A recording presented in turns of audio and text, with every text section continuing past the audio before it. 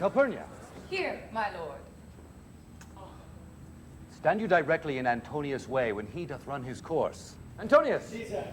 Forget not in your speed, Antonius, to touch Calpurnia. For our elders say, the Baron touch it in this holy chase, shake off their sterile curse. I shall remember. When Caesar says, do this, it is performed.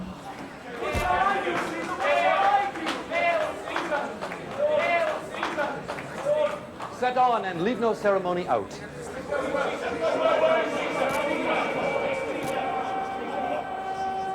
Who calls? Let every noise be still. Peace yet again. Who is it in the press that calls on me? I hear a tongue shriller than all the music. Cry, Caesar! Speak, Caesar is turned to hear.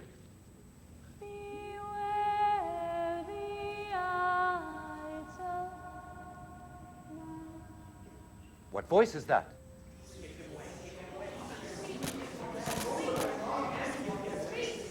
What sayest thou to me now? Speak once again.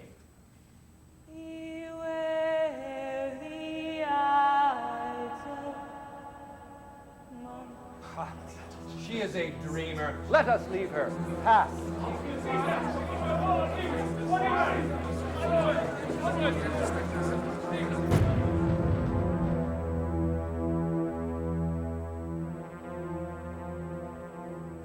Go see the order of the course. Not I. I pray you, do. I am not gamesome. I do lack some part of that quick spirit that is in Antony. Let me not hinder, Cassius, your desires. I'll leave you. Brutus, I do observe you now of late. I have not from your eye that gentleness and show of love as I was wont to have. You bear too stubborn and too strange a hand over your friend that loves you. Cassius, be not deceived. If I have veiled my look, I turn the trouble of my countenance merely upon myself. Vexed I am of late with passions of some difference, conceptions only proper to myself, which give some soil perhaps to my behaviors. But let not therefore my good friends be grieved, among which number, Cassius, be you one, nor construe any further my neglect, than that poor Brutus with himself at war forgets the shows of love to other men. Then, Brutus, I have much mistook your passion, by means whereof this breast of mine hath buried thoughts of great value, worthy cogitations. Tell me, good Brutus, can you see your face?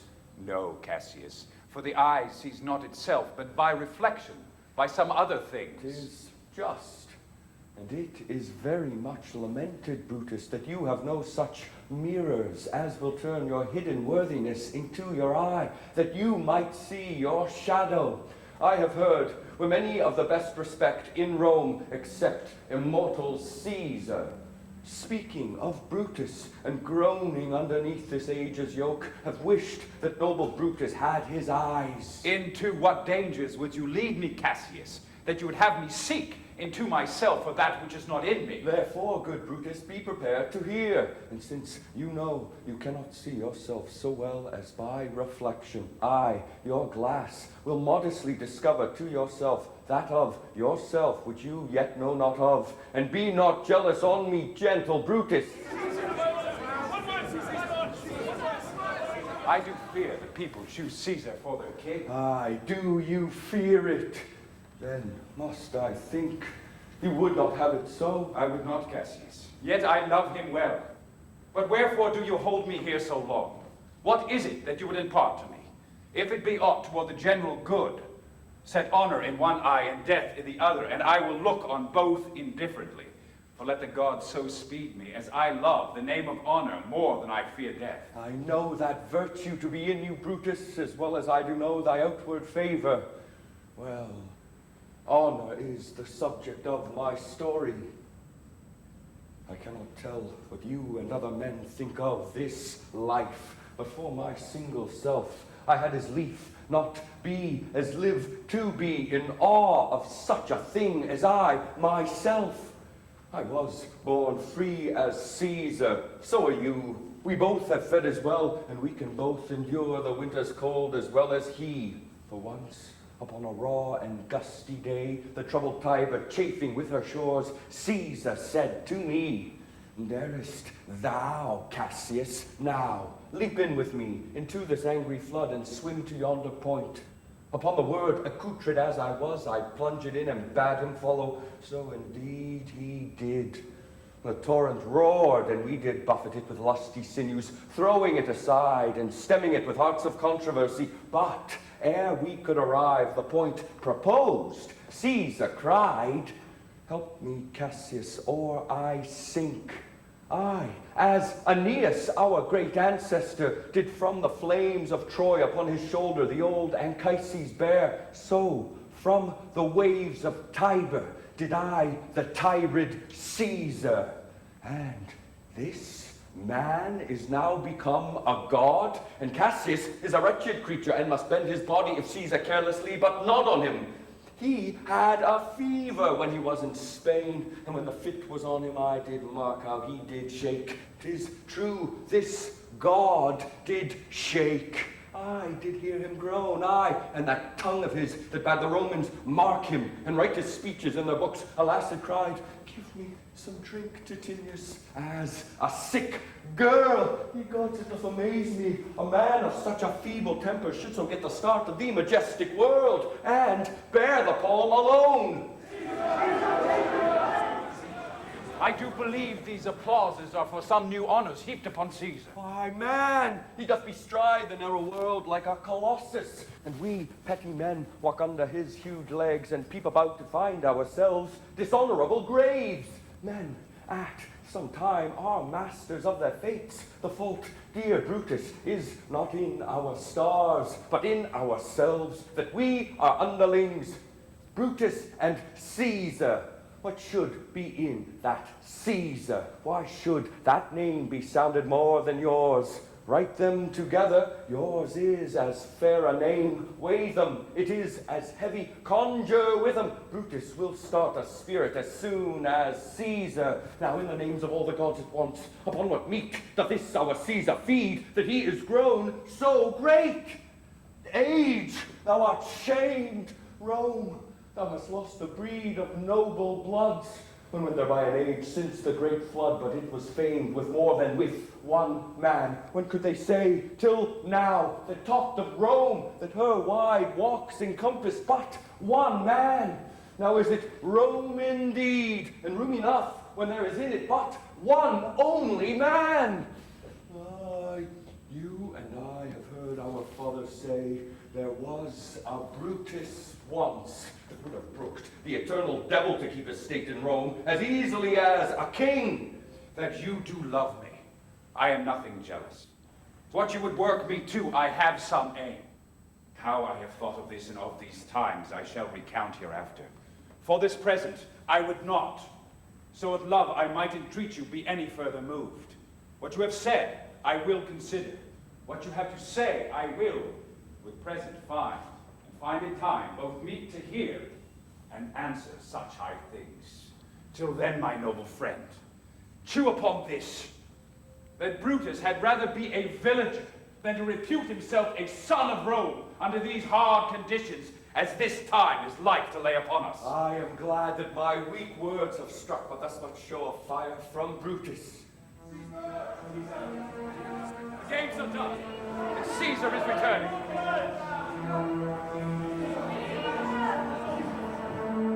As they pass by, I pluck Casca by the sleeve, and he will, after his sour fashion, tell you what hath proceeded. Worthy note today. I will do so. But look you, Cassius. The angry spot doth glow on Caesar's brow, and all the rest look like a chidden train, and Calpurnia looks with such a pale face, and Cicero looks with such fiery and ferreted eyes. Casca will tell us what the matter is.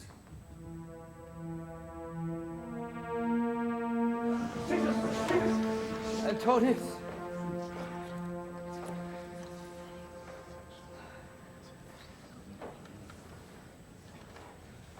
Let me have men about me that are fat.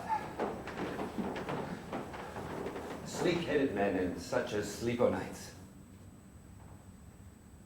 And Cassius has a lean and hungry look. He thinks too much. Such men are dangerous. Fear him not, Caesar. He's not dangerous. He is a noble Roman, well given. Would he were fatter, but I fear him not. Yet if my name were liable to fear, I do not know the man I should avoid so soon as that spare Cassius. He reads much. He is a great observer, and he looks quite through the deeds of men. He loves no plays as thou dost, Anthony. He hears no music. Seldom he smiles, and smiles in such a sort as if he mocked himself and scorned his spirit that could be moved to smile at anything. Such men as he be never at heart's ease whilst they behold a greater than themselves, and therefore are they very dangerous. I'd rather tell thee what is to be feared than what I fear, for always I am Caesar. Come on my right hand, for this ear is deaf, and tell me truly what thou thinkst of him.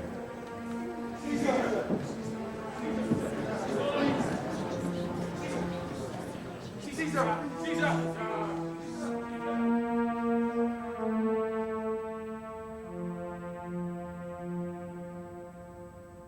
Pulled me by the cloak.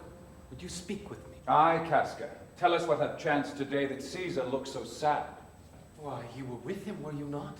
I would not then ask Casca what had chanced. Why, there was a crown offered him. And being offered him, he put it by with the back of his hand thus. And then the people fell a shouting. What was the second shout for?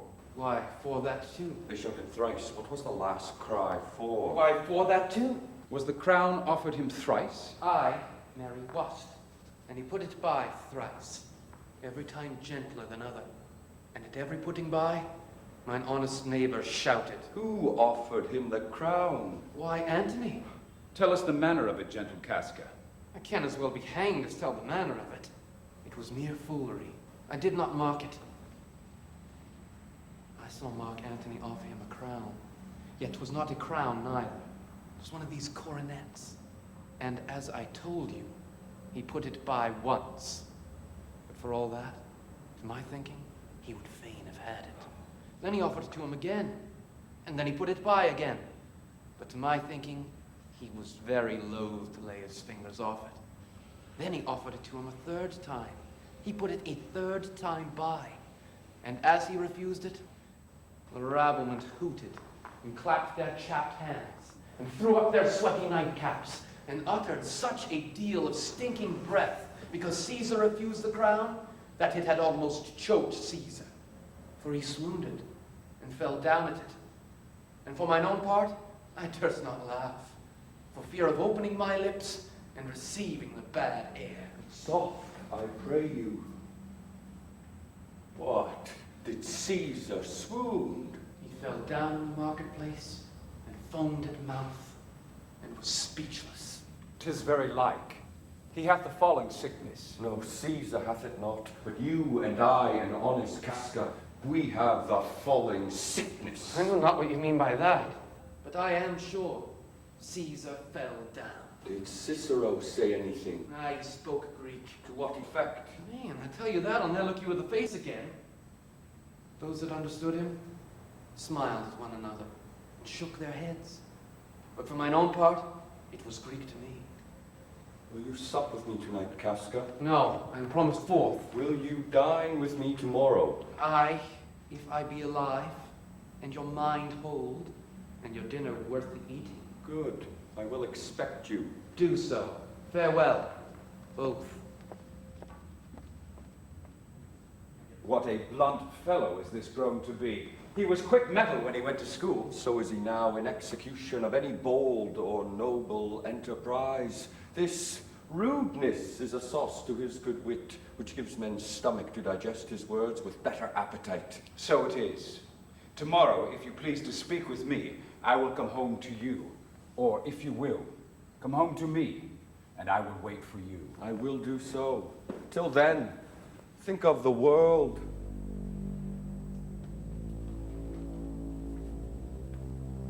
Well, Brutus, thou art noble.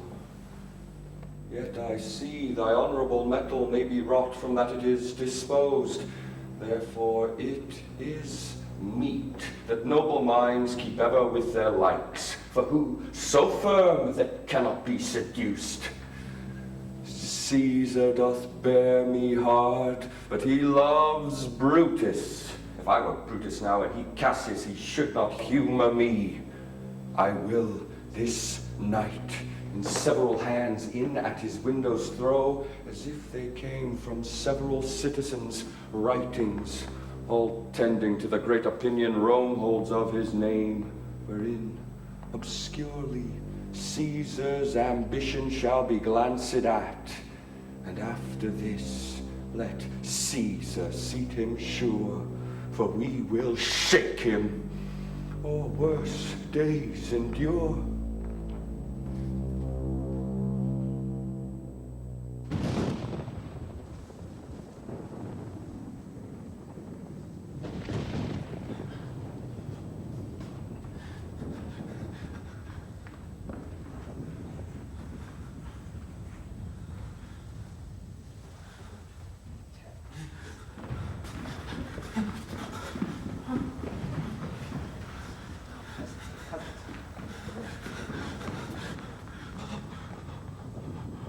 Good evening, Casca. Brought you Caesar home? Why are you breathless? Why stare you so? Are not you moved? When all the sway of earth shakes like a thing unfirm?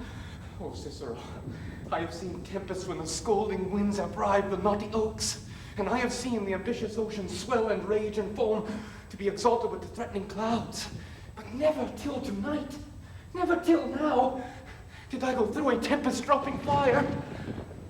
Either there is a civil strife in heaven, or else the world, too saucy with the gods, incenses them to send destruction. Why? Saw you anything more wonderful? A common slave. You know him well by sight. Held up his left hand, which did flame and burn like 20 torches joined, and yet his hand, not sensible of fire, remained unscorched. Against the Capitol, I met a lion, which glared upon me and went surly by without annoying me. And there were drawn upon a heap 100 ghastly women who swore they saw men, all in fire, walk up and down the streets. When these prodigies do so conjointly meet, let not men say these are their reasons. They are natural. Indeed. It is a strange disposing time. Come Caesar to the Capitol tomorrow. He doth. For he did bid Antonius send word to you he would be there tomorrow. Good night then, Casca. This disturbed sky is not to walk in. Farewell, Cicero. Who's there? A Roman. Casca, by your voice. Your ear is good. Cassius, what night is this? A very pleasing night to honest men. Whoever knew the heavens menace so? Those that have known the earth so full of faults. For my part, I have walked about the streets, submitting me unto the perilous night, and thus embraced Casca, as you see, have bared my bosom to the thunderstone, and when the cross-blue lightning seemed to open the breast of heaven, I did present myself, even in the aim and very flash of it. Wherefore did you so much tempt the heavens? It is the part of men to fear and tremble, when the most mighty gods by token send such dreadful heralds to astonish us. You are dull, Casca. And those sparks of life that should be in a Roman you do want, or else you use not.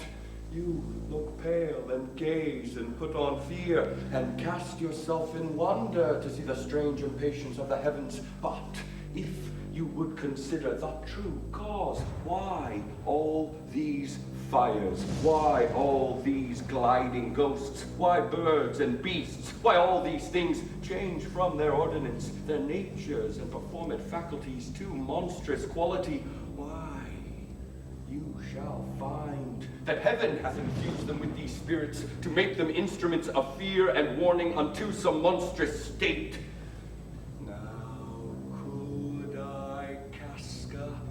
Name to thee a man most like this dreadful night that thunders, lightens, opens graves, and roars as doth a lion in the Capitol. A man no mightier than yourself or me in personal action, yet prodigious grown and fearful as these strange eruptions are. It is Caesar that you mean, is it not, Cassius? Let it be who it is. Indeed. They say the senators tomorrow mean to establish Caesar as a king, and he shall wear his crown by sea and land in every place. I know where I will wear this dagger then, Cassius. From bondage will deliver Cassius. Therein, ye gods, you made the weak most strong. No stony tower, nor airless dungeon, nor strong links of iron can be retentive to the strength of spirit. But life, being weary of these worldly bars, never lacks power to dismiss itself. If I know this, know all the world besides, that part of tyranny that I do bear, I can shake off at pleasure. So can I. So every bondman in his own hand bears the power to cancel his captivity. Why should Caesar be a tyrant then? Poor man. I know he would not be a wolf, but that he sees that Romans are but sheep. He were no lion, were not Romans hinds. Those that with haste will make a mighty fire begin it with weak straws. What trash is Rome, what rubbish, and what awful when it serves for the base matter to illuminate so vile a thing as Caesar. But, oh grief, where hast thou led me? I perhaps speak this before a willing bondman. Then I know my answer must be made, but I am armed and dangers are to me indifferent. You speak to Casca, and to such a man that is no fleering telltale. Hold my hand, and I will set this foot of mine as far as who goes farthest. There's a bargain made. Now, know you, Casca, I have moved already some certain of the noblest minded Romans to undergo with me an enterprise of honorable, dangerous consequence. And I do know by this, they stay for me in Pompey's porch. Stand close a while, for here comes one in haste. 'Tis Cinna. I do know him by his gait. He is a friend. Cinna, where haste you so? To find out you. Cassius. Who's that? Telesimmer? No, it is Casca, one incorporate to our attempts. Am I not stayed for Cinna? I am glad on it.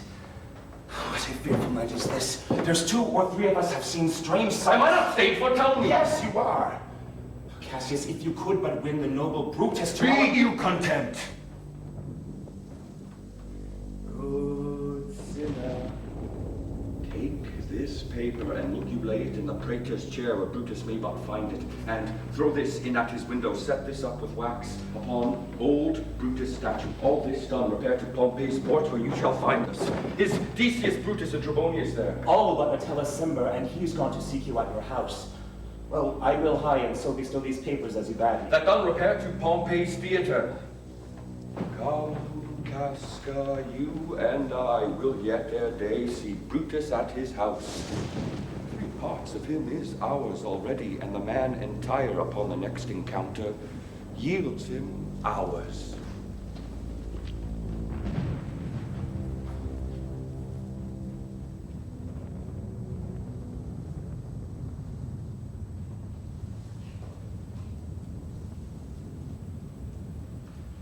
Lucius? Lucius, I say. Called you, my lord? Get me a taper, Lucius, in my study. When it is lighted, come and call me here. I will, my lord.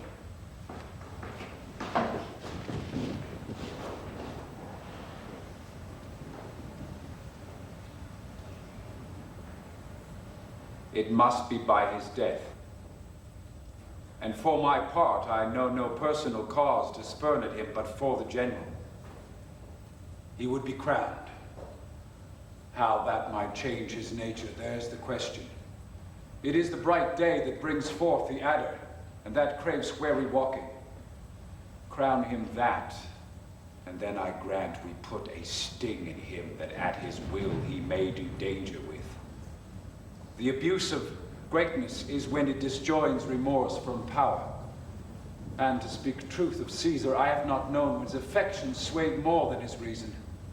But 'tis a common proof that lowliness is young ambition's ladder, whereto the climber upward turns his face. But when he once attains the utmost round, he then unto the ladder turns his back, looks in the clouds, scorning the base degrees by which he did ascend. So Caesar may, then least he may prevent. And since the quarrel will bear no color for the thing he is, fashion it thus, that what he is, augmented, would run to these and these extremities. Therefore think him as a serpent's egg, which, hatched, would as his kind grow mischievous and kill him in the shell. The taper burneth in your closet, sir. Searching the window for a flint, I found this paper thus sealed up, and I am sure it did not lie there when I went to bed. It is not day. Get you to bed again.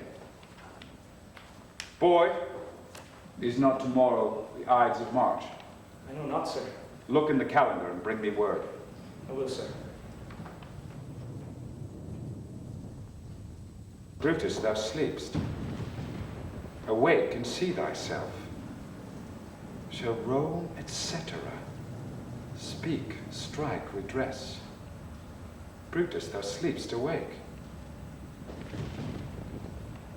Such instigations have been often dropped where I have took them up. Shall Rome, etc. Thus must I piece it out.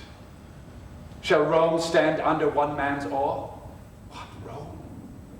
My ancestors did from the streets of Rome the Tarquin drive when he was called a king. Speak, strike, redress. Am I entreated to speak and strike? Oh, Rome, I make thee promise. If thy redress will follow, thou receivest thy full petition at the hand of Brutus. Sir, March has wasted 14 days. 'Tis good. Go to the gate. Someone knocks. Since Cassius first it went me against Caesar, I have not slept. Between the acting of a dreadful thing and the first motion, all the interim is like a phantasma or a hideous dream.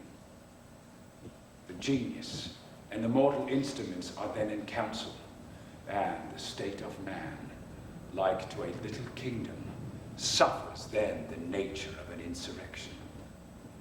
Sir, it is your brother Cassius at the door who doth desire to speak with you. Is he alone? No, sir, there are more with him. Do you know them? No, sir.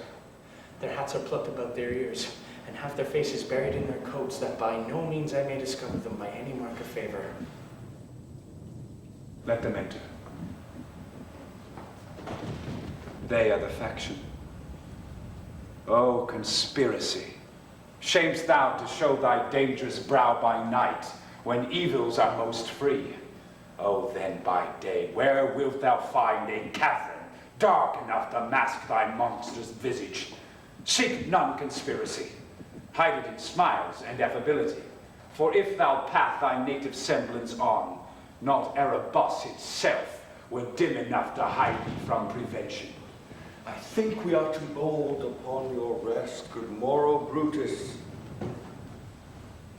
Do we trouble you? I have been up this hour, awake all night. Know I these men that come along with you? Yes, every man of them.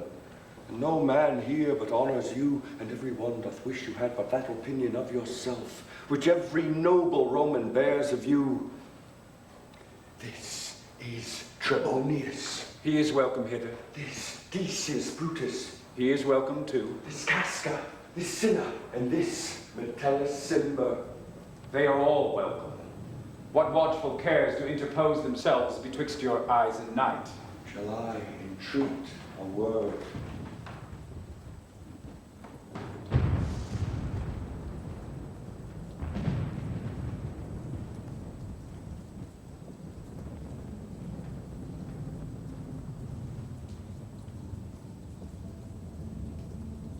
Give me your hands. All. Over. One by one.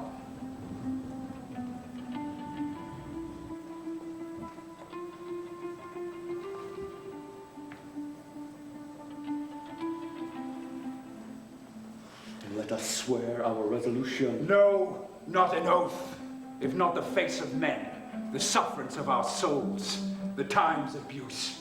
If these be motives weak, break off betimes, and every man hence to his idle bed. So let high-sighted tyranny range on to each man drop by lottery.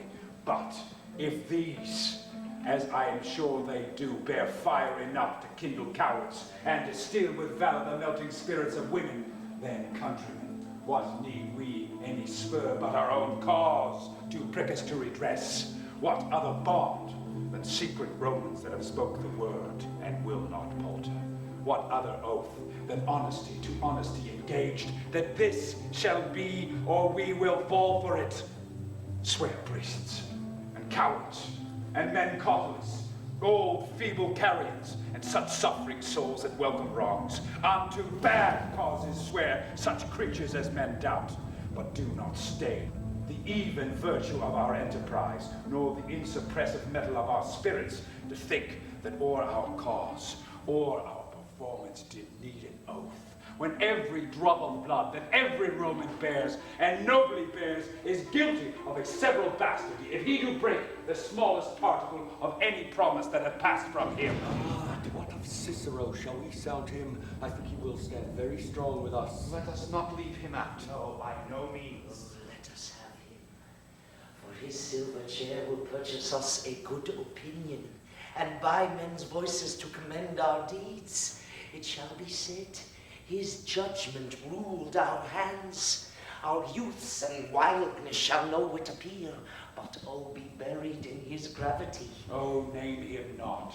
Let us not break with him, for he will never finish anything that other men begin. Then leave him out. Indeed, he is not fit. Shall no man else be touched, but only Caesar? Decius, well urged. I think it is not meet Mark Antony, so well beloved of Caesar, should outlive Caesar.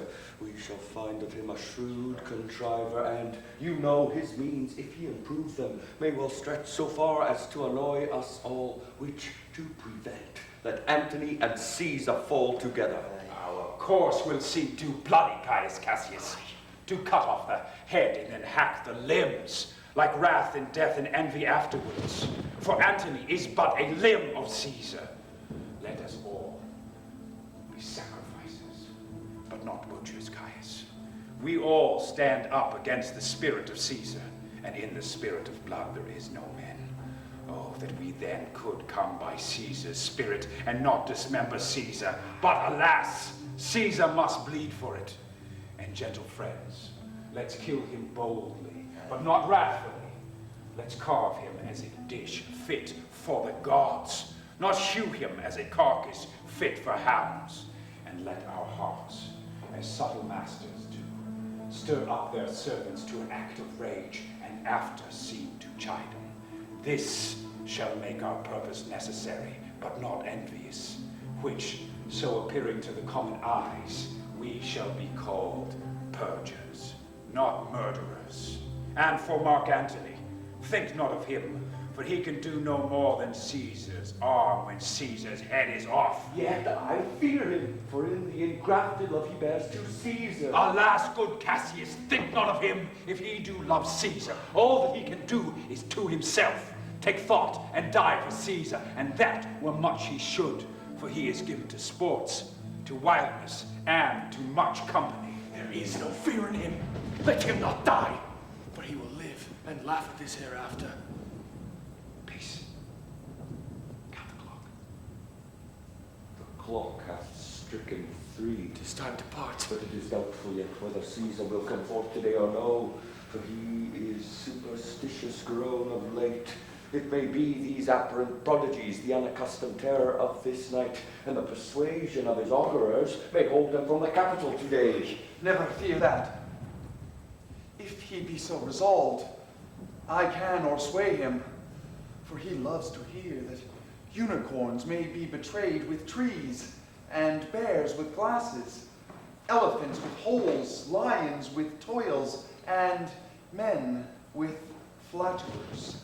But when I tell him he hates flatterers, he says he does, being then most flattered. Let me work, for I can give his humor the true bent, and I will bring him to the capital. Nay, we will all of us be there to fetch him.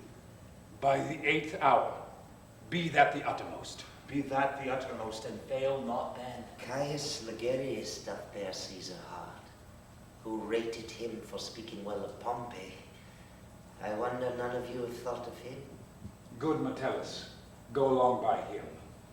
He loves me well, and I have given him reason. Send him but hither, and I will fashion him.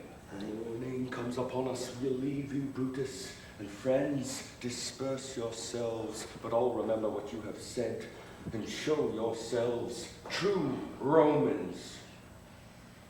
Good gentlemen, look fresh and merry.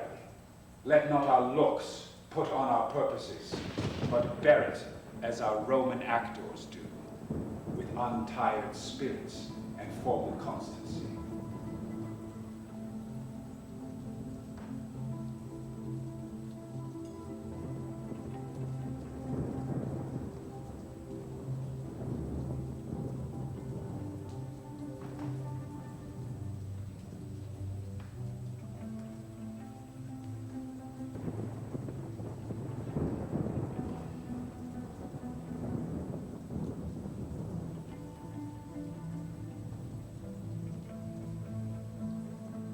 Good morrow to you all.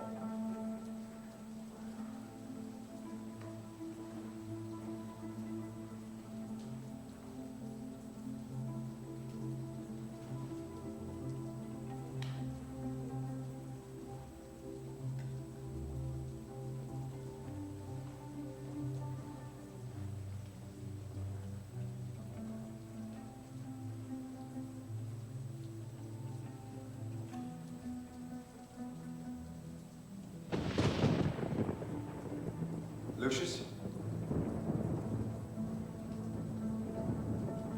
Fast asleep. It is no matter. Enjoy the honey-heavy dew of slumber.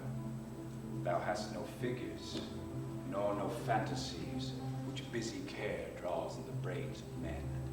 Therefore thou sleepst so sound.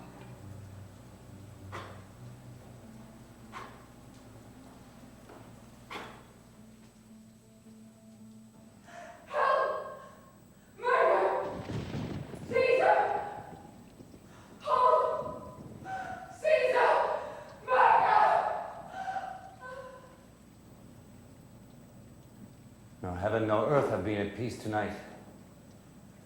Thrice hath Calpurnia in her sleep cried out, "Help, ho, they murder Caesar." Who's within? My lord. Go bid the priests do present sacrifice and bring me their opinions of success. I will, my lord.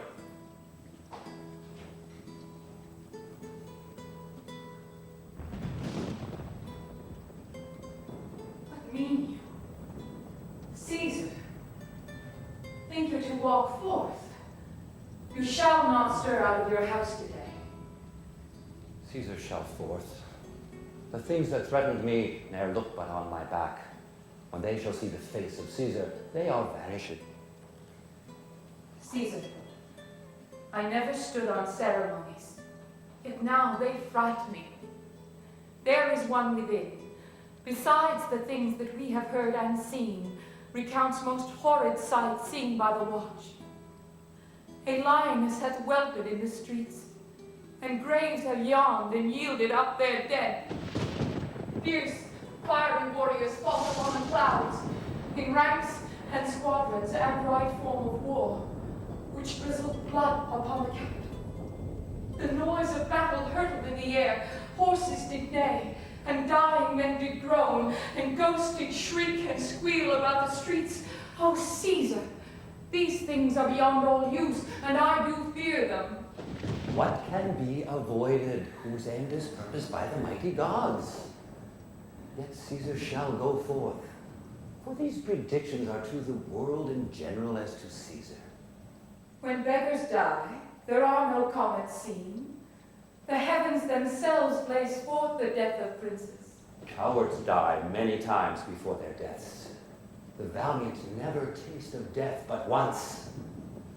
Of all the wonders that I yet have heard, it seems to me most strange that men should fear, seeing that death, a necessary end, will come when it will come. What say the augurs? They would not have you to stir forth today, plucking the entrails of an offering forth. They could not find a heart within the beast.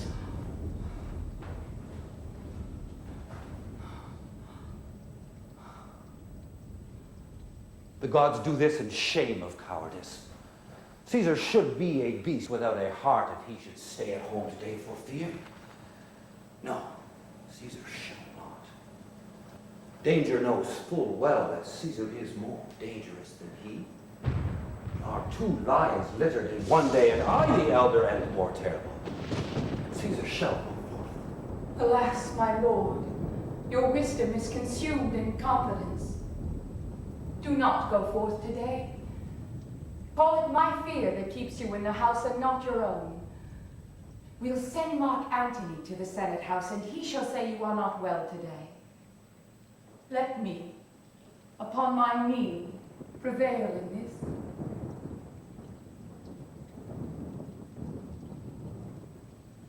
Mark Antony shall say I am not well, and for thy humor I will stay at home. Decius Brutus, he will tell them so. Caesar, all hail. Moral worthy Caesar, I come to fetch you to the Senate House. And you are come in very happy time to bear my greeting to the senators and tell them that I will not come today. Cannot is false.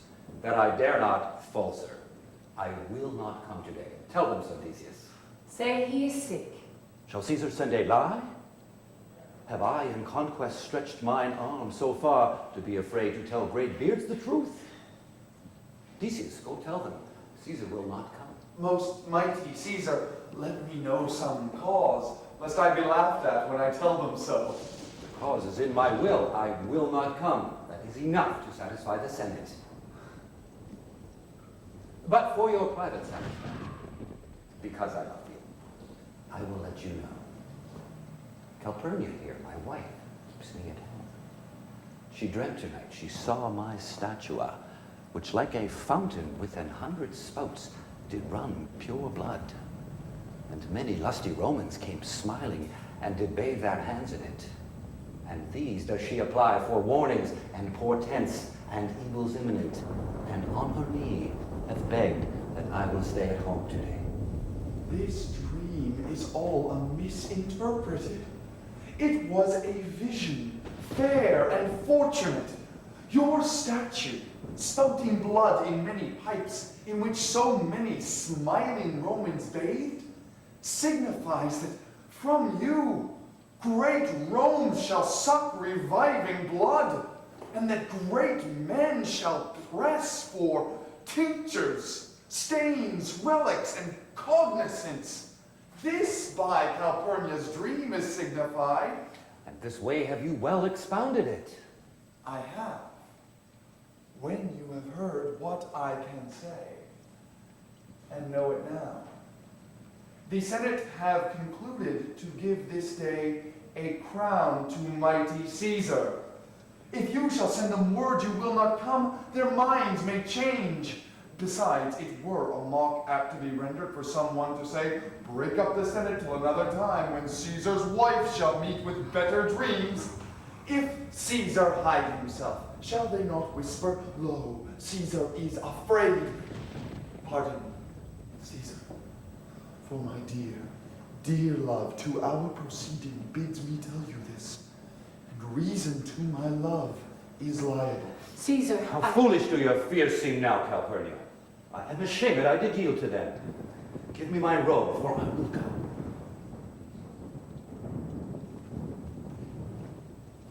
And look where Publius has come to fetch me. Good morning, Caesar. Welcome, Publius. What, Brutus? Are you stirred so early, too? Good morrow, Casca. Caius Ligarius. Caesar. Caesar was ne'er so much your enemy as that same ague which hath made you lean. What is the clock? Caesar, 'tis struck 8. I thank you for your pains and courtesy.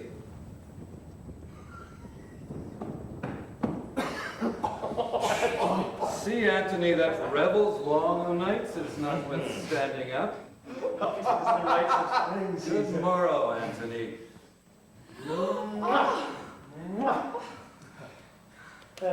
Bid them prepare within. I am too plain to be thus waited for. Now, sit down, my lord.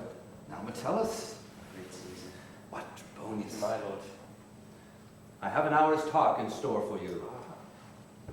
Remember that you call on me today. Be near me, that I may remember you.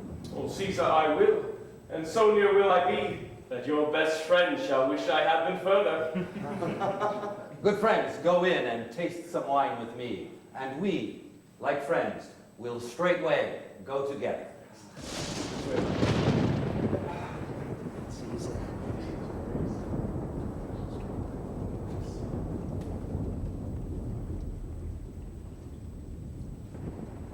That every light were not the same.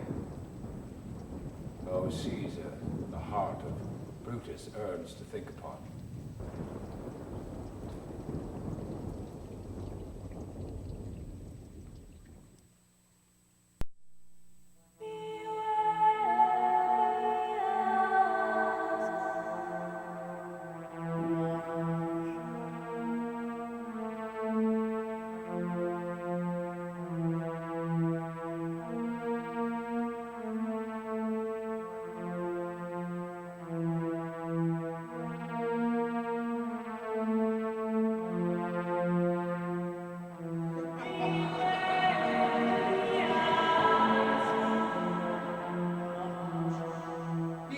March are come. Aye, Caesar, but not Rome. Hail Caesar! Read this schedule. Trebonius doth desire you to o'erread at your best leisure this his humble suit. Oh, Caesar, read mine first, for mine's a suit that touches Caesar nearer. Read it, great Caesar. What touches us ourselves shall be last served. Delay not, Caesar. Read it instantly. What, is the fellow mad? Sirrah, give place. What, urge you your petitions in the street?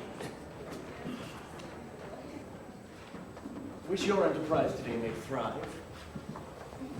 What enterprise, Popilius? Fare you well. What said Popilius leave? You wish today our enterprise might thrive. I fear our purpose is discovered. Look how he makes to Caesar, mark him. Casca, be sudden for fear prevention. Brutus, what shall be done? If this be known, Cassius or Caesar never shall turn back, for I will slay myself. Cassius, be constant. Popilius leader speaks not of our purposes, for look, he smiles and Caesar doth not change. Trebonius knows his time to look you, Brutus, he draws Mark Antony out of the way. Where's Metellus? Let him go and presently prefer his suit to Caesar. Press near and second him. Casca, you are the first that rears your hand. Are we all ready? What is now amiss that Caesar and his Senate must redress? Most high, most mighty, and most puissant Caesar, Metellus Cimber throws before thy seat an humble heart. I must prevent thee, Cimber. These couchings and these lowly courtesies might fire the blood of ordinary men, and turn preordinance and first decree into the law of children. Be not fond to think that Caesar bears such rebel blood that will be thawed from that true quality with that which melteth fools. I mean sweet words, low crooked curtsies, and base spaniel fawning. Thy brother by decree is banished. If thou dost bend and pray and fawn for him, I spurn thee like a cur out of my way. No, Caesar doth not wrong, nor without cause will he be satisfied. Is there no voice more worthy than mine own to sound more sweetly in great Caesar's ear for the repealing of my banished brother?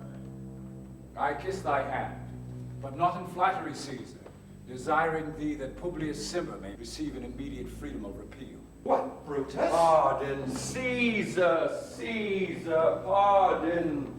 As low as to thy foot doth Kioussis fall to beg enfranchisement for Publius Cimber. I could be well moved if I were as you. If I could pray to move, prayers would move me. But I am constant as the northern star, of whose true fixed and resting quality there is no fellow in the firmament. Let me a little show it, even in this, that I was constant Cimber should be banished, and constant do remain to keep himself. Wilt thou lift up Olympus? Great Caesar. Doth not Brutus bootless kneel? Speak hands for me!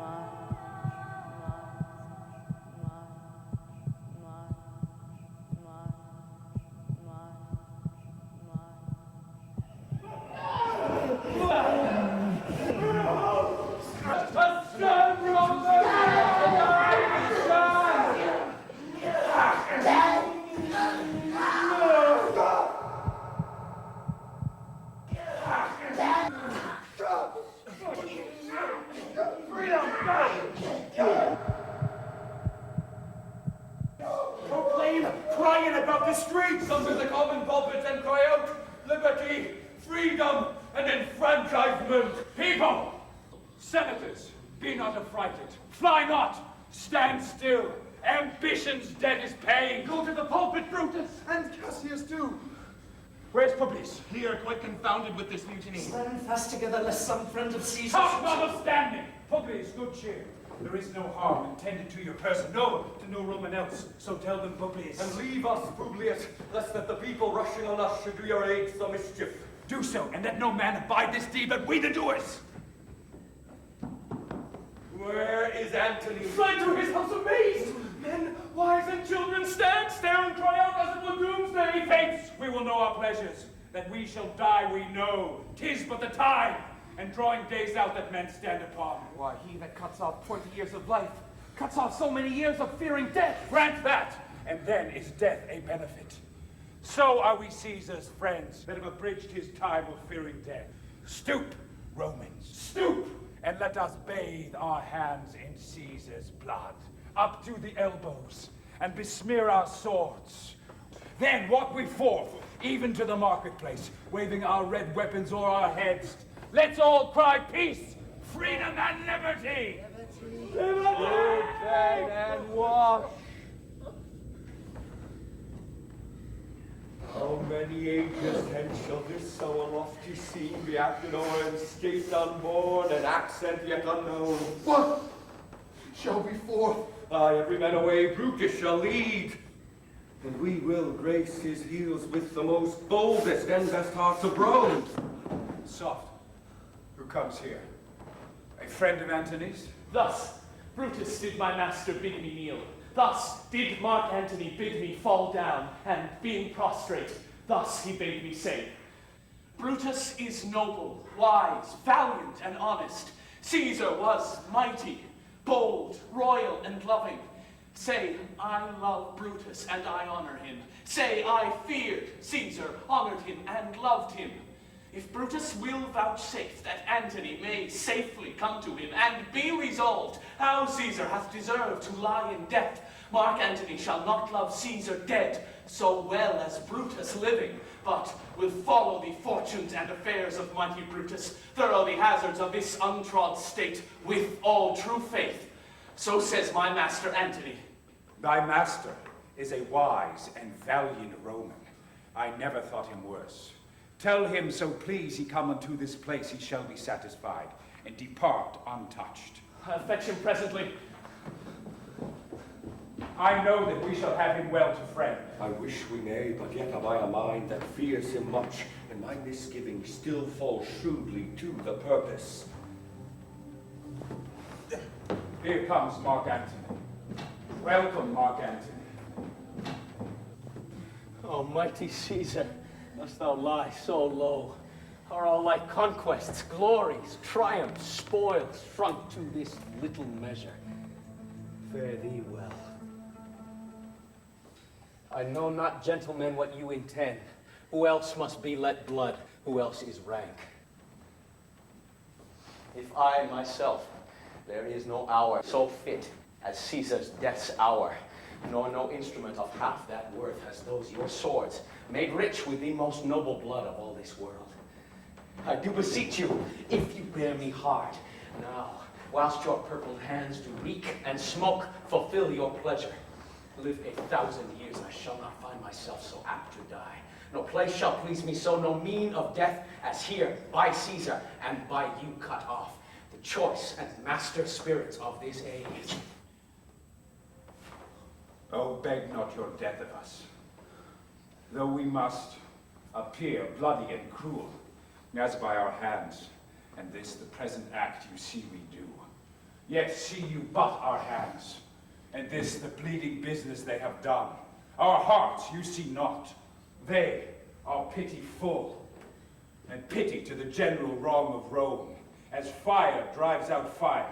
So pity hath done this deed on Caesar. For your part, our swords have leaden points, Mark Antony. Our arms in strength of malice, our hearts of brother's temper do receive you in with all kind love, good thoughts, and reverence. Your voice shall be as strong as any man's in the disposing of new dignities. Only be patient till we have appeased the multitude, beside themselves with fear. Then shall we deliver you the cause why I that did struck Caesar did love him. I doubt not of your wisdom. Let each man render me his bloody hand. First, Marcus Brutus will I shake with you.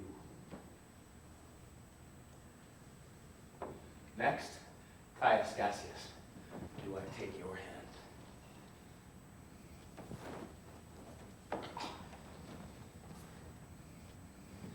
Now, Decius Brutus, yours. Now yours, Metellus.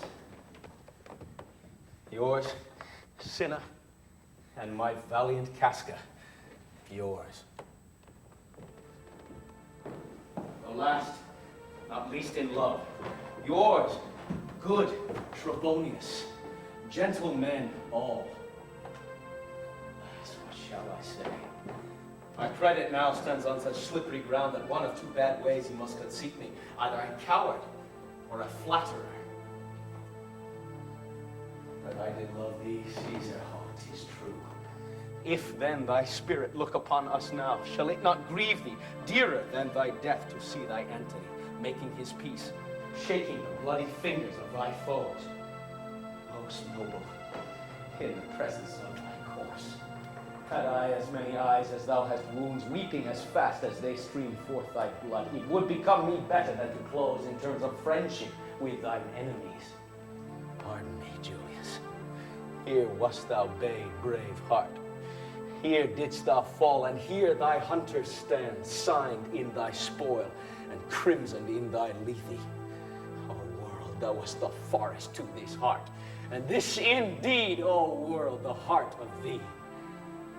How like a deer stricken by many princes dost thou here lie. Antony, pardon me, Caius Cassius. The enemies of Caesar shall say this, and then a friend is cold modesty. I blame you not for praising Caesar so, but what companion you to have with us? Will you be pricked in number of our friends, or shall we on and not depend on them? Therefore I took your hands, but was indeed swayed from the point by looking down on Caesar. Friends, am I with you all, and love you all, upon this hope that you shall give me reasons why and wherein Caesar was dangerous.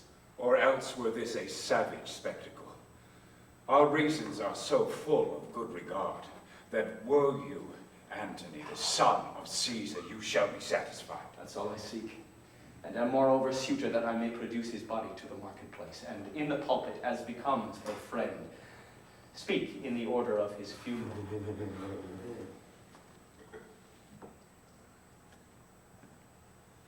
You shall, Mark Antony. Brutus, a word with you. You know not what you do. Do not consent that Antony speak in his funeral. Know you how much the people may be moved by that which he will utter? I will myself into the pulpit first, and show the reasons of our Caesar's death. What he shall speak, I will protest he does by leave and by permission. And what he speaks, it will advantage more than do us wrong. I know not what may fall. I like it not. Mark Antony,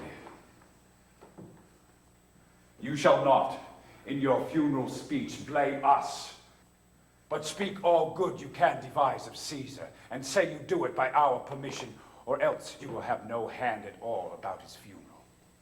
And you shall speak in the same pulpit whereto I am going after my speech is ended. Be it so, I do desire no more. Prepare his body then and follow me.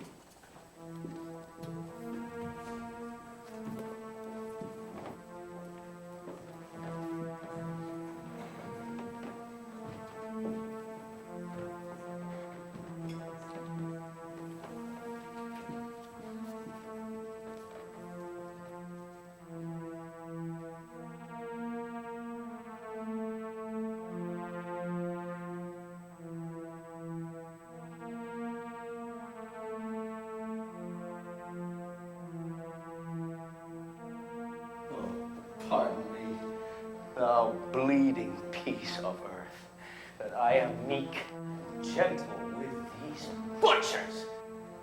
Thou art the ruins of the noblest man that ever lived in the tide of times. Woe to the hand that shed this costly blood. Over thy wounds now do I prophesy, which like dumb mouths do ope their ruby lips to beg the voice and utterance of my tongue. A curse shall light upon the limbs of men. Blood and destruction shall be so in use, and dreadful objects so familiar, that mothers shall but smile when they behold their infants spitting with the hands of war. All pity choked with custom of fell deeds, and Caesar's spirit, ranging for revenge, with Ate by his side come hot from hell, shall in these confines with a monarch's voice cry havoc, and let slip the dogs of war, that this foul deed shall smell above the earth with carrion men groaning for burial.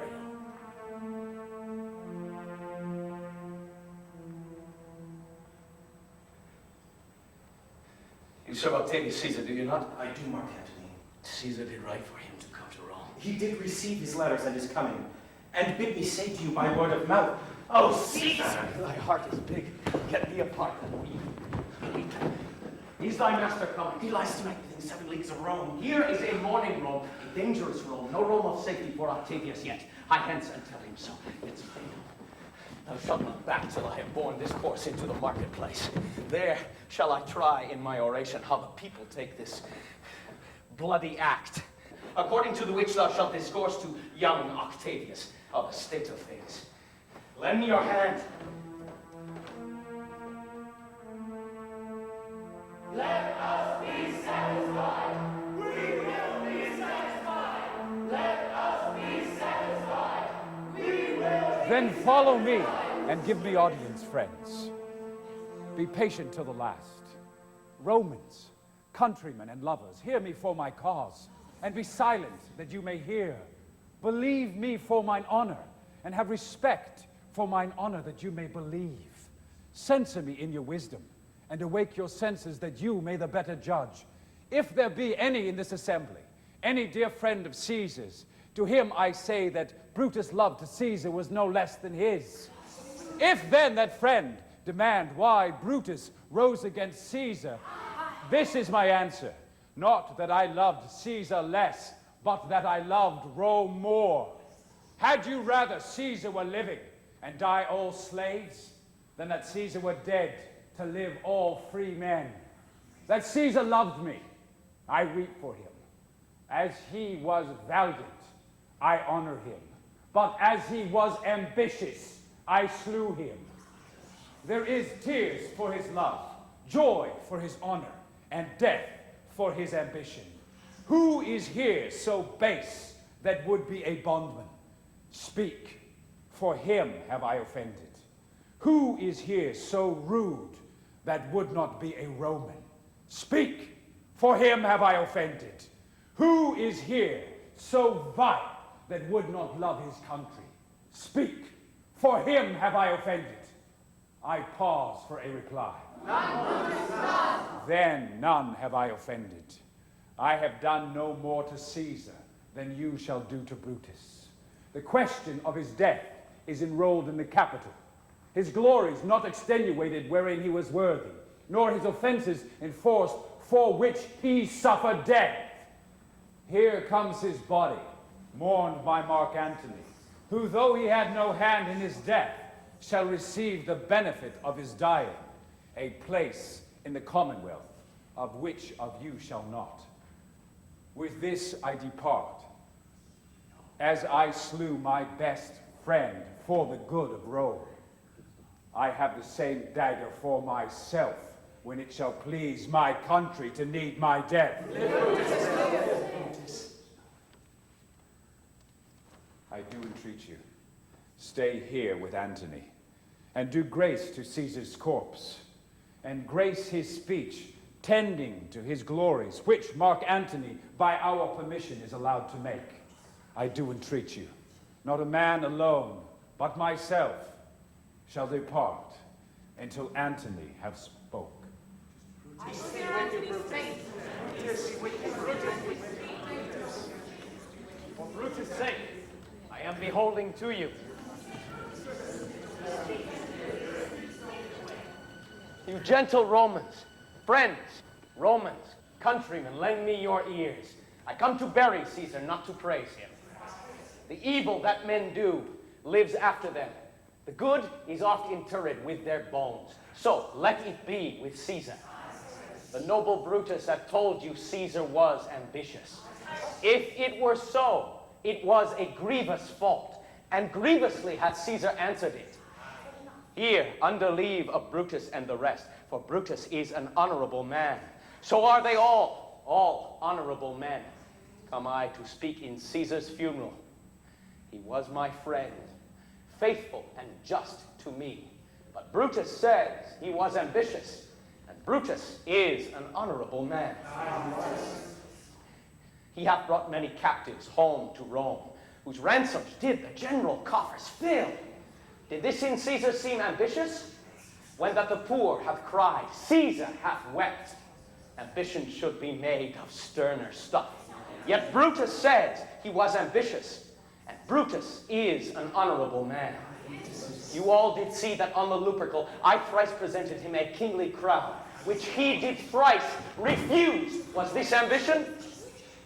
Yet Brutus says he was ambitious, and sure he is an honorable man. I speak not to disprove what Brutus spoke, but here I am to speak what I do know. You all did love him once, not without cause. What cause withholds you then to mourn for him? Liberty. Oh, judgment! Thou art fled to brutish beasts, and men have lost their reason. Bear with me. My heart is in the coffin there with Caesar, and I must pause till it come back to me.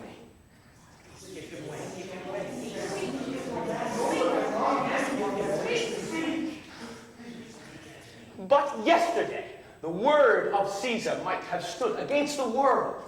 Now lies he there, and None so poor to do him reverence? Oh, masters, if I were disposed to stir your hearts and minds to mutiny and rage, I should do Brutus wrong and Cassius wrong, who you all know are honorable men. I will not do them wrong. I rather choose to wrong the dead, to wrong myself and you, than I will wrong such honorable men. But here's a parchment with the seal of Caesar. I found it in his closet. 'Tis his will. Let but the commons hear this testament, which, pardon me, I do not mean to read, and they would go and kiss dead Caesar's wounds, and dip their napkins in his sacred blood, yea, beg a hair of him for memory, and dying, mention it within their wills, bequeathing it as a rich legacy unto their issue. Have patience, gentle friends, I must not read it. It is not meet you know how Caesar loved you. You are not wood, you are not stones, but men. And being men, hearing the will of Caesar, it will inflame you. It will make you mad. 'Tis good you know not that you are his heirs, for if you should, oh, what would come of it?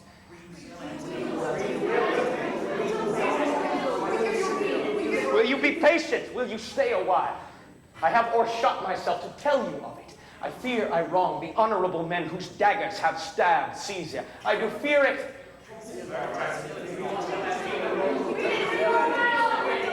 You will compel me then to read the will. Then make a ring about the corpse of Caesar, and let me show you him that made the will.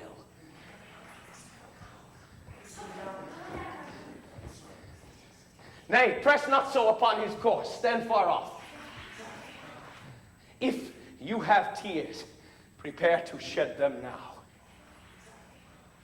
You all do know this mantle. I remember the first time ever Caesar put it on. 'Twas on a summer's evening in his tent, the day he overcame the Nervi. Look, in this place ran Cassius' dagger through it. See what a rent the envious Casca made. Through this, the well-beloved Brutus stabbed, and as he plucked his cursed steel away, mark how the blood of Caesar followed it, as rushing out of doors to be resolved, if Brutus so unkindly knocked or no. For Brutus, as you know, was Caesar's angel. Judge, oh you gods, how dearly Caesar loved him. This was the most unkindest cut of all, for when the noble Caesar saw him stab, ingratitude, more strong than traitor's arms, quite vanquished him, and in his mantle, muffling up his heart, even at the base of Pompey's statue, which all the while ran blood, great Caesar fell. Oh, what a fall was there, my countrymen. Then I, and you, and all of us fell down, whilst bloody treason flourished over us. Oh, now you weep, and I perceive you feel the dint of pity. These are gracious drops, kind souls. What weep you when you but behold our Caesar's vesture wounded? Look you here. Here is himself, marred, as you see, with traitors.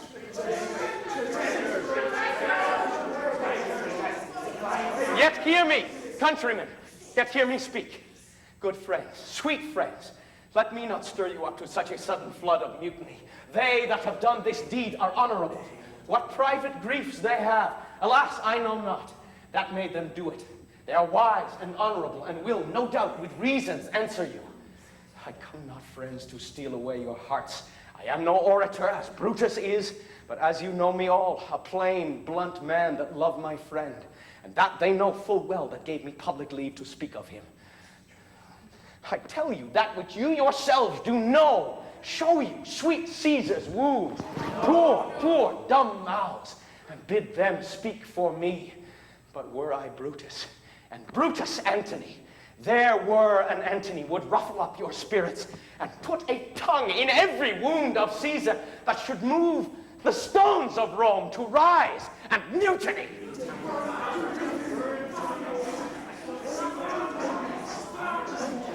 Stay, countrymen. Why, friends, you go to do you know not what. Wherein has Caesar thus deserved your loves? Alas, you know not. I must tell you then. You have forgot the will I told you of. Here is the will, and under Caesar's seal, to every Roman citizen he gives, to every several man, 75 drachmas. Moreover, he hath left you all his walks, his private arbors. He hath left them you and to your heirs forever, common pleasures, to walk abroad and recreate yourselves. Here was a Caesar. When comes such another?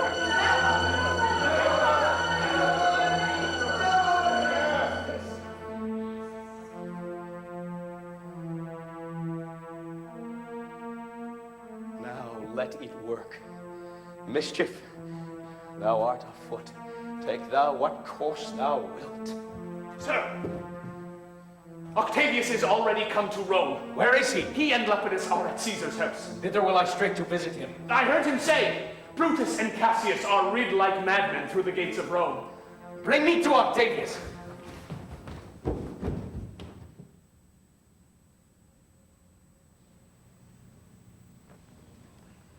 These many then shall die. Their names are pricked. Your brother too must die. Consent you, Lepidus? I do consent. Prick him down, Antony. Upon condition, Publius shall not live, who is your sister's son, Mark Antony. He shall not live. Look, with a spot, I damn him. But, Lepidus, go you to Caesar's house, fetch the will hither, and we shall determine how to cut off some charge in legacy. What? Shall I find you here? Or here, or at the Capitol?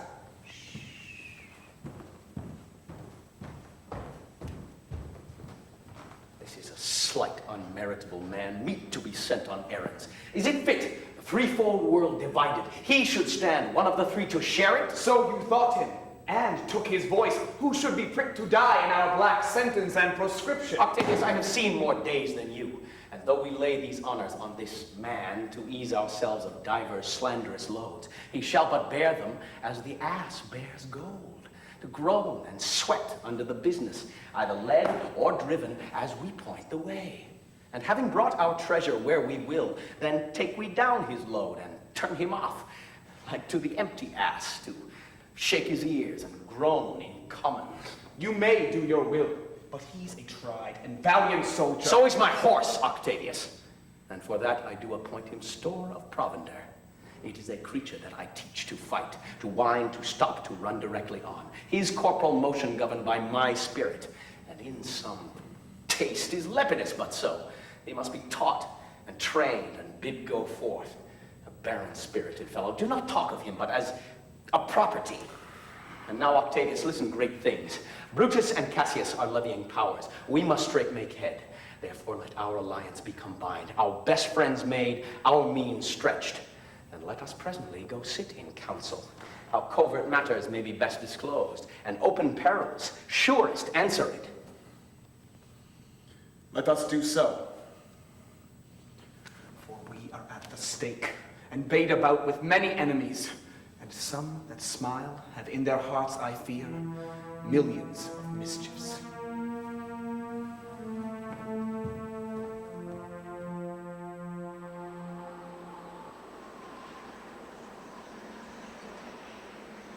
Stand ho. Give the word ho and stand! Messala, is Cassius near? He is at hand, and Pindarus has come to do you salutation from his master. He greets me well.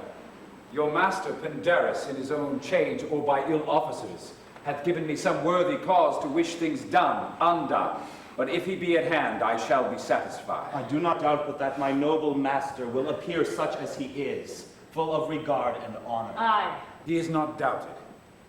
Messala, a word with you. How he received you, let me be resolved. With courtesy and with respect enough, but not with such familiar instances, nor with such free and friendly conference as he hath used of old. Thou hast described a hot friend cooling. Ever note, Messala, when love begins to sicken and decay, it useth an enforced ceremony. There are no tricks in plain and simple faith, But hollow men, like horses hot at hand, make gallant show and promise of their mettle. But when they should endure the bloody spur, they fall their crests, and like deceitful jades, sink in the trial. Comes his army on. They mean this night in Sardis to be quartered. The greater part, the horse and general, are come with Cassius. Hark, they have arrived. March gently on to meet them. Continues. Brutus!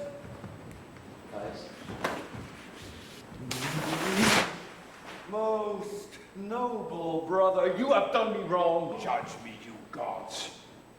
Wrong I mine enemies? If not so, how should I then wrong a brother? Brutus, this sober form of yours hides wrongs, and when you do them... Cassius, be content. Speak your griefs softly, before the eyes of both our armies here, which should perceive nothing but love from us. Let us not wrangle. Then, enlarge your griefs in my tent, and I will give you audience. Pindarus, bid our commanders lead their charges off. Messala, Titinius, do you the like, and let no man come to our tent till we have done our conference.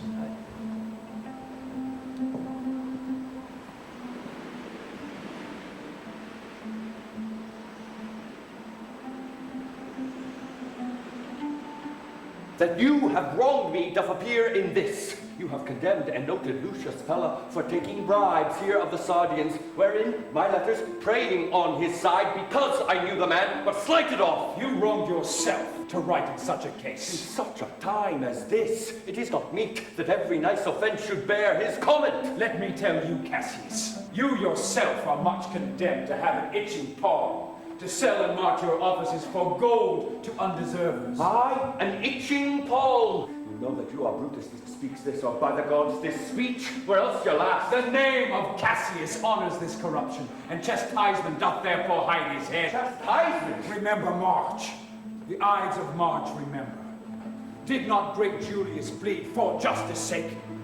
What villain did touch his body that did stab, but not for justice?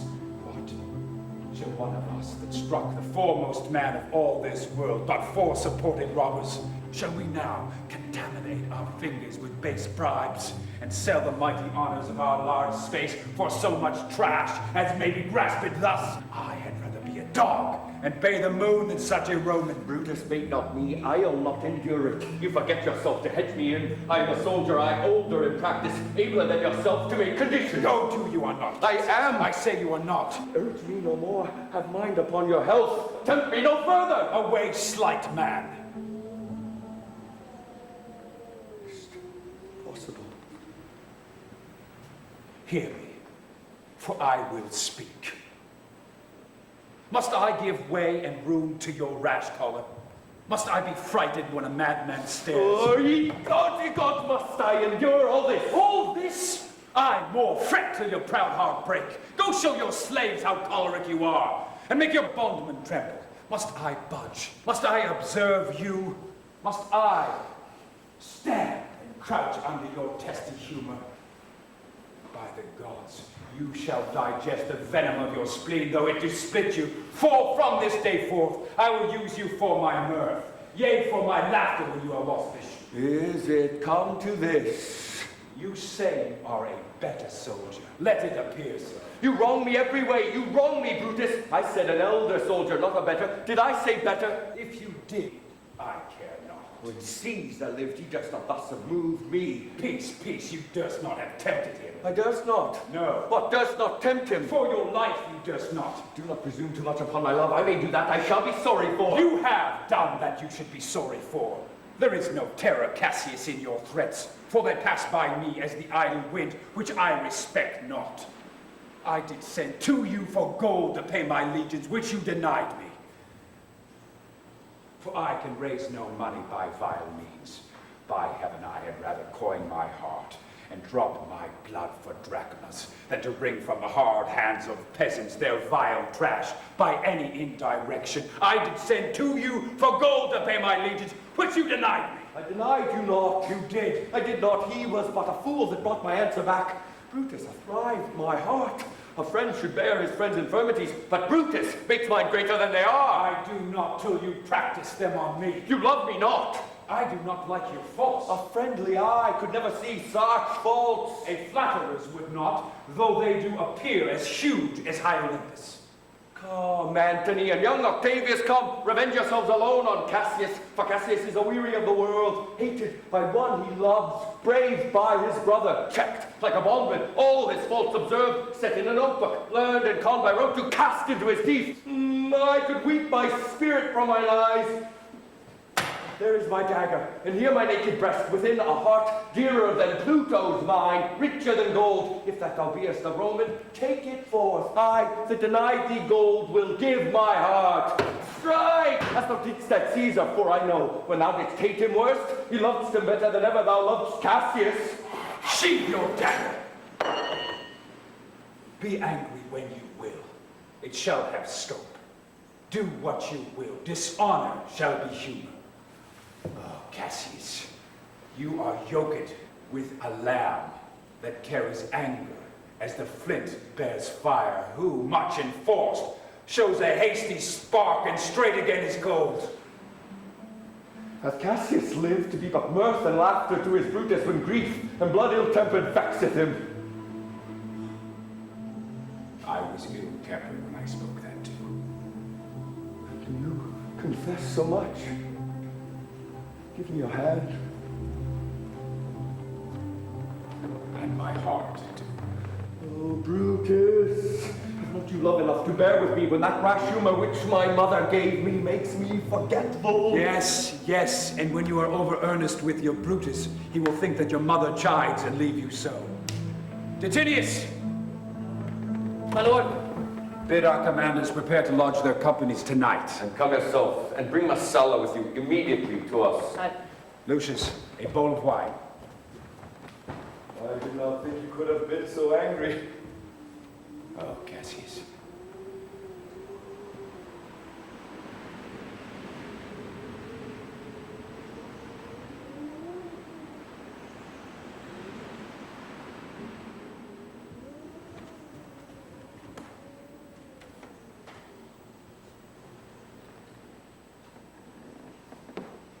Cassius, in this I bury all unkindness.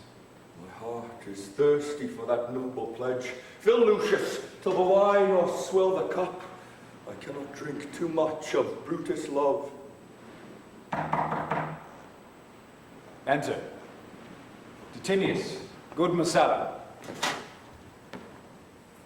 Messala, I have received letters that young Octavius with Mark Antony have come upon us with a mighty power, bending their expedition towards Philippi. I myself have letters of the self-same tenor. With what addition?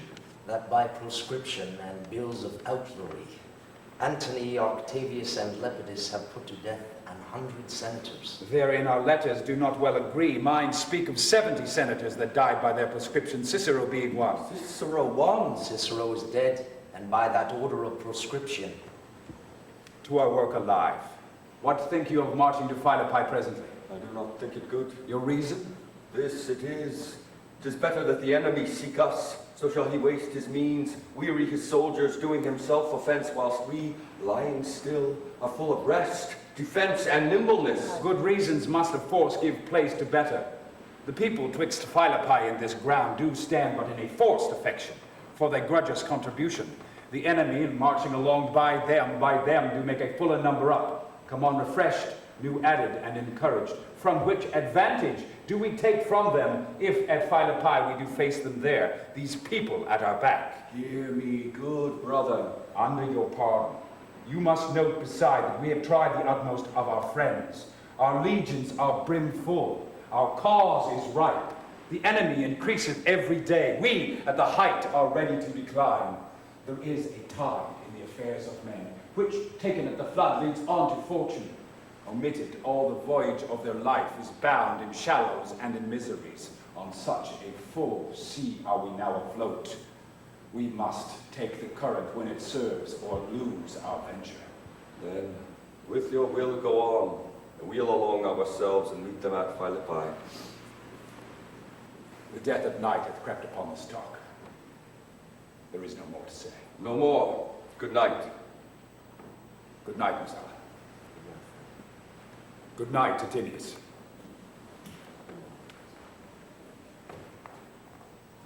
Noble Cassius. Good night and good repose. This was an ill beginning of the night. Never come such division twixt our souls. Let it not, Brutus. Good night, good Cassius.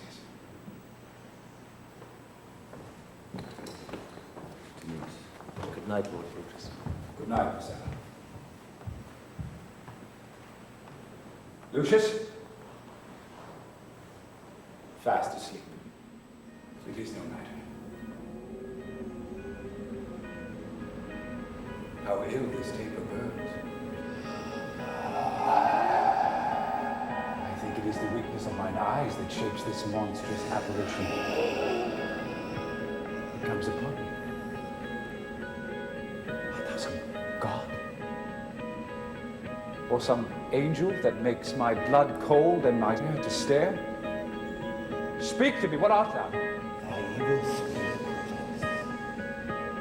Why comest thou? Tell thee, shall see thee at Halifax.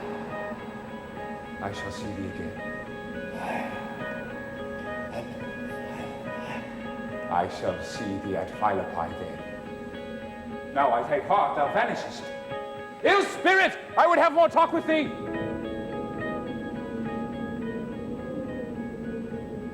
Lucius, didst thou dream that thou didst cry out so? My lord, I do not know that I did cry out. Yes, thou didst. Didst thou see anything? My lord, I saw nothing. Get me Trebonius.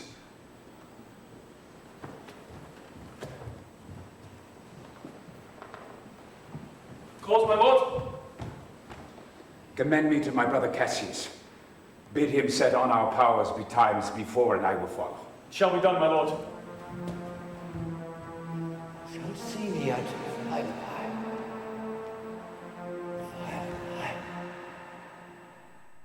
You said the enemy would not come down, but keep the hills and upper regions. It proves not so. Their battles are at hand. They mean to warn us at Philippi here, answering before we do demand us. I am in their bosoms, and I know wherefore they do it. They come down with fearful bravery, thinking by this face to fasten in our thoughts that they have courage, but 'tis not so. Prepare your generals. Our enemy comes on in gallant show. Their bloody flag of battle is hung up, and something to be done immediately. Octavius, lead your battile softly on upon the left hand of the even field. Upon the right hand I, keep thou the left. Why do you cross me in this exigent? I do not cross you, but I will do so.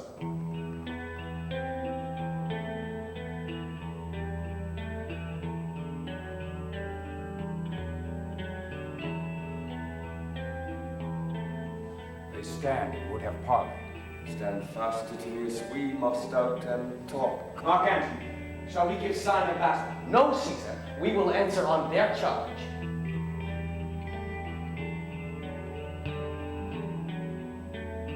Make forth. The generals would have some words. Stir not until the signal. Words before blows. Is it so, countrymen? Not that we love words better, as you do. Good words are better than bad strokes, Octavius. In your bad strokes, Brutus, you give good words. Witness the hole you made in Caesar's heart, crying, "Long live, hail, Caesar!" Antony, the posture of your blows is yet unknown, but for your words they rob the hive of bees and leave them honeyless. Not stingless, too. Oh, yes, and soundless, too.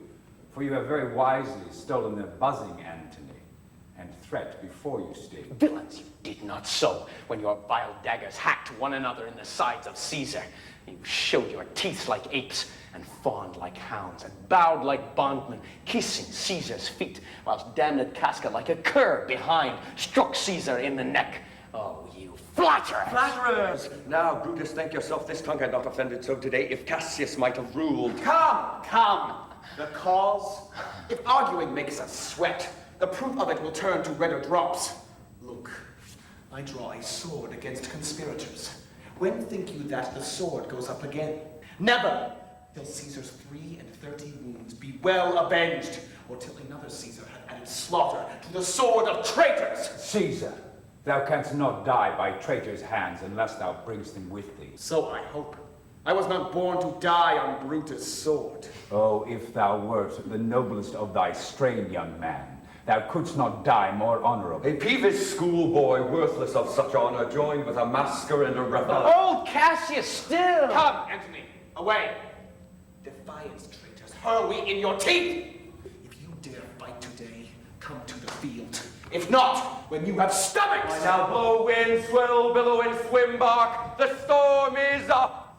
All is on the hazard. Now, Brutus, the gods today stand friendly, that we may, lovers in peace, lead on our days to age. But since the affairs of men rest still uncertain, let's reason with the worst that may befall. If we do lose this battle, are you contented to be led in triumph through the streets of Rome? No, Cassius, no. Think not, thou noble Roman, that ever Brutus will go bound to Rome. He bears too great in mind, but this same day must end the work the Ides of March begun.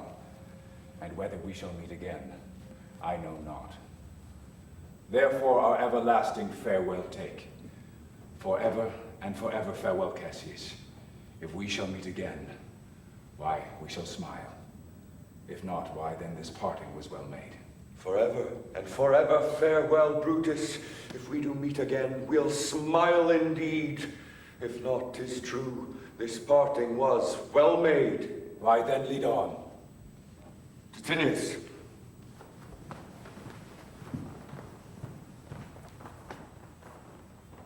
Oh, that a man might know the end of this day's business ere it come. But it sufficeth that the day will end, and then the end is known. Come. Oh, away.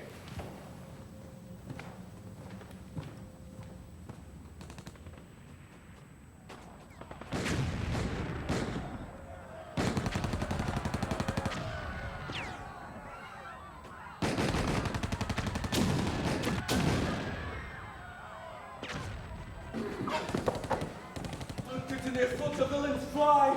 Myself up to mine own turn enemy, that ensign there of mine was turning back. I slew the coward. Cassius Brutus gave that word too early. Who, having some advantage on Octavius, took it too eagerly. His soldiers fell to spoil, whilst we, by Antony, are all enclosed here. Fly further off, my lord, fly further off. Mark Antony is in your tents, my lord. Fly therefore, noble Cassius, fly far off! The hill is far enough! Look, Titinius, are those my tents where I perceive the fire? They are, my lord. Titinius, thou lovest me. Mount thou my horse and hide thy spurs in him till he have brought thee up to yonder troop and here again, that I may rest assured whether yon troop are friend or enemy. I will be here again, even with the thought. Go, Penarius, get higher up the hill. My sight was of a thick regard, Titinius, and tell me what thou knowest about the field. Ravens, crows, and kites fly o'er our heads and downward look on us as we were sickly prey. The shadows seem a canopy most fatal. My lord! What news? Titinius is enclosed round about with horsemen that make to him on the spur, yet he spurs on. Now they are almost on him. Now, Titinius! Now some light. He lights too. He's ta'en. And hark, they shout for joy. Come down, and behold no more. Coward that I am to live so long to see my best friend ta'en before my face. Come hither, Sirrah.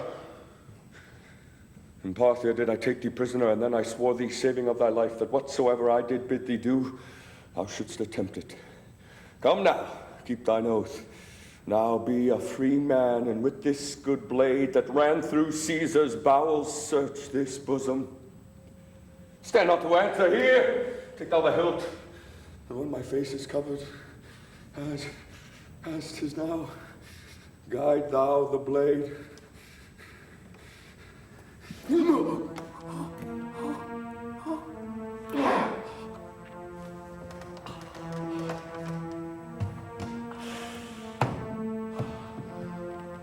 Caesar, thou art revenged. Even the blade that killed thee.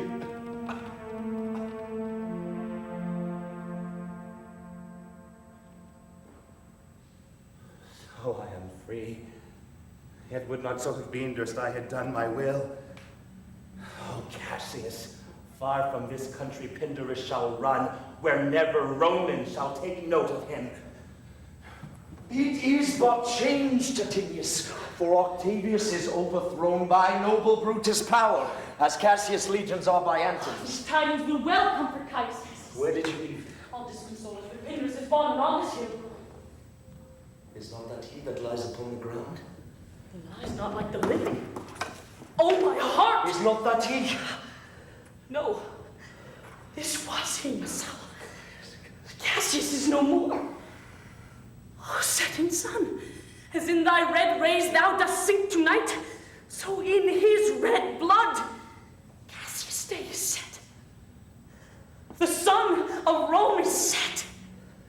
Mistrust of my success hath done this deed. Mistrust of good success hath done this deed. Oh, hateful error, melancholy's child, why dost thou show to the apt thoughts of men the things that are not? Error, soon conceived, thou never comest unto a happy birth, but kill'st the mother that engendered thee. What? Pindarus? Where art thou, Pindarus? Seek him, Titinius, whilst I go to meet the noble Brutus. Thrusting this report into his ears, I may say thrusting it, for piercing steel and darts envenomed shall be as welcome to the ears of Brutus as tidings of this sight. Tidings, Messiah, I'll seek for Pindarus the while. Go, Titinius! Why didst thou send me forth, brave Cassius? Did I not meet thy friends? Did they not put on my brows this wreath of victory and bid me give it thee? What? Didst thou not hear their shouts? Alas, thou hast misconstrued everything. But hold thee. Take this garland on thy brow. Like Brutus bid me give it thee, and I will do his bidding. Brutus, come apace, and see how I regarded Caius Cassius. By your leave, gods, this is a Roman's part. Come, Cassius blade, and find Titinius' heart.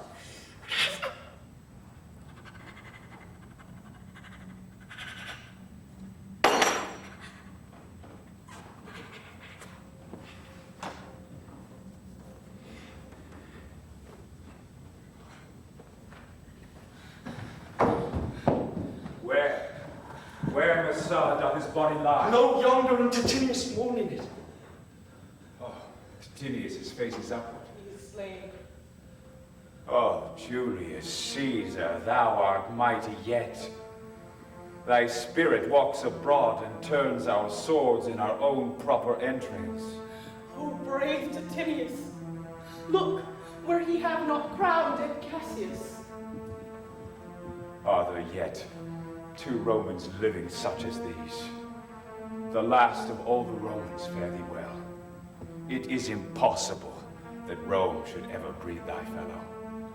Friends, I owe more tears to this dead man than you shall see me pay. Cassius, I shall find time. I shall find time. Come. Therefore to Thasso send his body. His funeral shall not be in our tents, lest it discomfort us. Come, Messala, and come, Strato. Let us to the field. It is 3 o'clock, and Romans yet ere night. We must try fortune in a second fight. Brutus!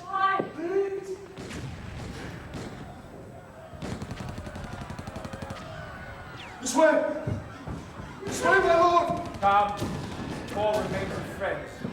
Rest upon this rock. Decius, list a word. Says my lord.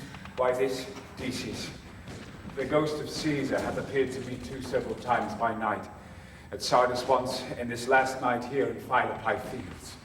I know my hour is come. Not so, my lord. Nay, I am sure it is, Decius. Thou seest the world, how it goes. Our enemies have beat us to the pit. It is more worthy to leap in ourselves than to tarry till they push us. Here, take my sword while I do run upon it. It's not an offer us for a friend, my lord. Fly! Fly, my lord, fly! There is no tarrying here! Good countrymen, I shall find more glory in this losing day than Mark Antony and Octavius by this vile conquest shall attain unto. Night hangs upon mine eyes, my bones would rest. Hence, leave me. With us, my lord, fly! Fly! Oh, my lord! Strato, stay thou by thy lord. Thou art a fellow of a good respect. Thy life hath had some smatch of honor in it. Wilt thou take my sword while I do run upon it? Wilt thou, Strato? Give me your hand first.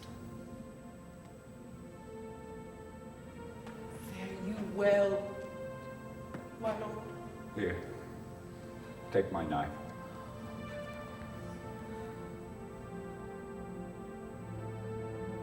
Farewell, good Strato.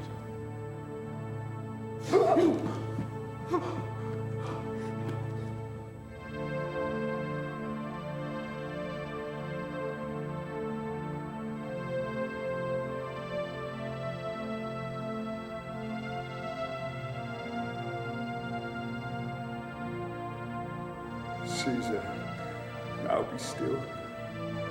I killed not thee with half so good a will.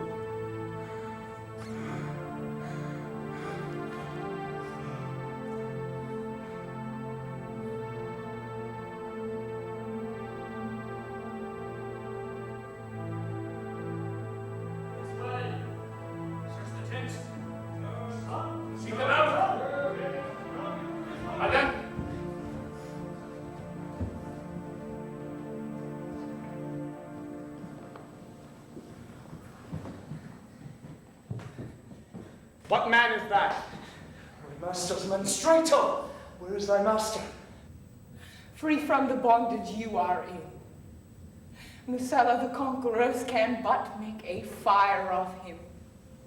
For Brutus only overcame himself, and no man else hath honor by his death. So Brutus shall be found. Let him pass.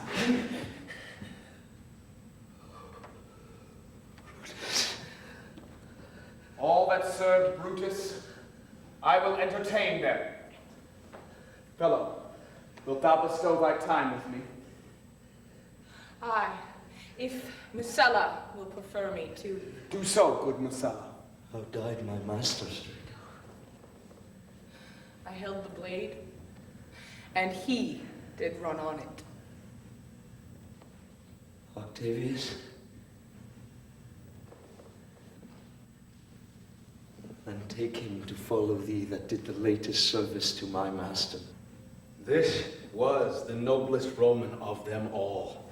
All the conspirators, save only he, did that they did in envy of great Caesar. He only, in a general honest thought and common good to all, made one of them. His life was gentle, and the elements so mixed in him that nature might stand up and say to all the world, this was a man. According to his virtue, let us use him with all respect and rites of burial. Within my tent, his bones tonight shall lie most like a soldier, ordered honorably. So call the field to rest, and let's away, to part the glories of this happy day.